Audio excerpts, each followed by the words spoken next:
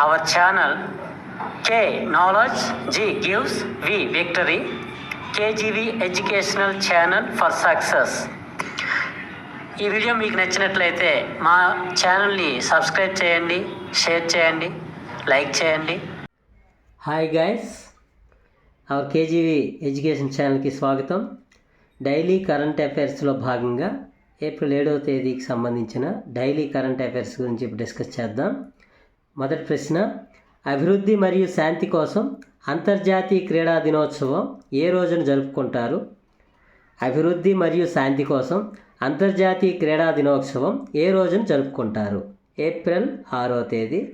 ఇది 2024కి సంబంధించిన దీని థీమ్ ఏంటంటే sports for the promotion of peaceful and inclusive societies. Sports for the promotion of peaceful and inclusive societies. రెండవ ప్రశ్న, మన దేశంలో మొదటిసారిగా పర్యావరణ హిత సిమెంట్ పరిశ్రమను ఎక్కడ ఏర్పాటు చేశారు? మన దేశంలో మొదటిసారిగా పర్యావరణ హిత సిమెంట్ పరిశ్రమను ఎక్కడ ఏర్పాటు చేశారు? ఆన్సర్ పల్నాడు, ఆంధ్రప్రదేశ్. మూడవ ప్రశ్న, ప్రపంచంలో అత్యంత పెద్ద మనిషి ఓల్డెస్ట్ మ్యాన్గా రికార్డు పొందిన వ్యక్తి ఎవరు? ప్రపంచంలో అత్యంత పెద్ద మనిషిగా ఓల్డెస్ట్ మ్యాన్గా రికార్డు పొందిన వ్యక్తి ఎవరు? జాన్ టెన్నిస్ వుడ్, బ్రిటన్కి చెందినటువంటి వారు ఈయన. నాలుగవ ప్రశ్న, ఢిల్లీ అటవీ సంరక్షణ కమిటీ చైర్మన్ ఎవరు? ఢిల్లీ అటవీ సంరక్షణ కమిటీ చైర్మన్ ఎవరు? Answer justice Najma Wazir. ఐదవ ప్రశ్న, ఇటీవల ఏ దేశాలకు భారత్ నుండి ఉల్లిని ఎగుమతికి అనుమతిచ్చారు? ఇటీవల ఏ దేశాలకు భారతదేశం నుండి ఉల్లిపాయలను ఎగుమతికి అనుమతిచ్చారు? Answer Bangladesh, Mauritius, Bhutan, Bahrain, UAE, మాల్దీవులు మొదలగు దేశాలు. ఈ దేశాలన్నీ కూడా భారత్తో స్నేహపూర్వక సంబంధాన్ని కలిగి ఉన్న దేశాలు.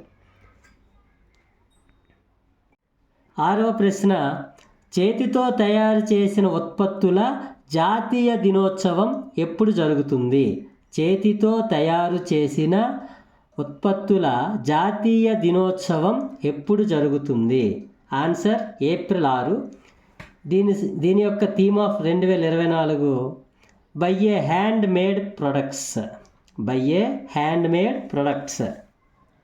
ఏడవ ప్రశ్న, మెరైన్ క్లౌడ్ ట్రైటేనింగ్ అంటే ఏమిటి? మెరైన్ క్లౌడ్ ట్రైటేనింగ్ అంటే ఏమిటి? ఆన్సర్ జియో ఇంజనీరింగ్ సాంకేతికను వినియోగించి మేఘాలను మరింత ప్రకాశవంతంగా మార్చడం ద్వారా సూర్యరశ్మిని తిరిగి ఆకాశంలో వికసించేలా చేసి భూమిపై ఉష్ణోగ్రతలను తగ్గించడాన్ని క్లౌడ్ ట్రైటేనింగ్ అంటారు. జియో ఇంజనీరింగ్ సాంకేతికను వినియోగించి మేఘాలను మరింత ప్రకాశవంతంగా మార్చడం ద్వారా సూర్యరశ్మిని తిరిగి ఆకాశంలో వికసించేలా చేసి భూమిపై ఉష్ణోగ్రతలను తగ్గించడాన్ని క్లౌడ్ ట్రైటేనింగ్ అంటారు.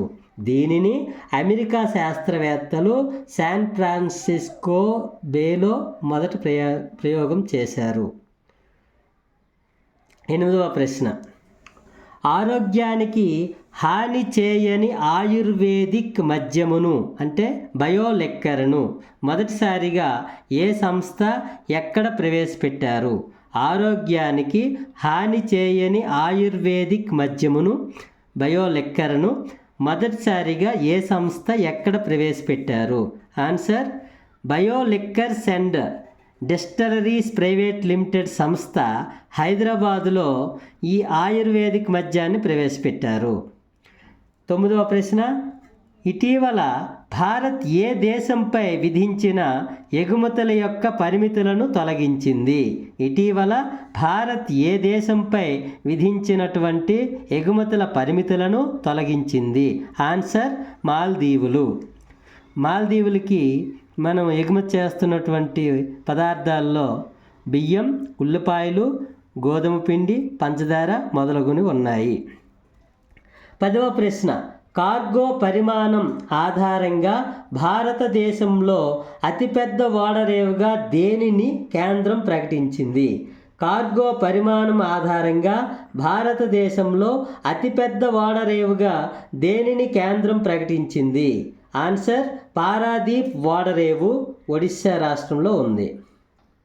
11వ ప్రశ్న, షాంఘై కోఆపరేషన్ ఆర్గనైజేషన్ SCO సభ్య దేశాలు భద్రతా మండలి యొక్క కార్యదర్శుల 19వ వార్షిక సమావేశం ఏ దేశ అధ్యక్షతన జరిగింది?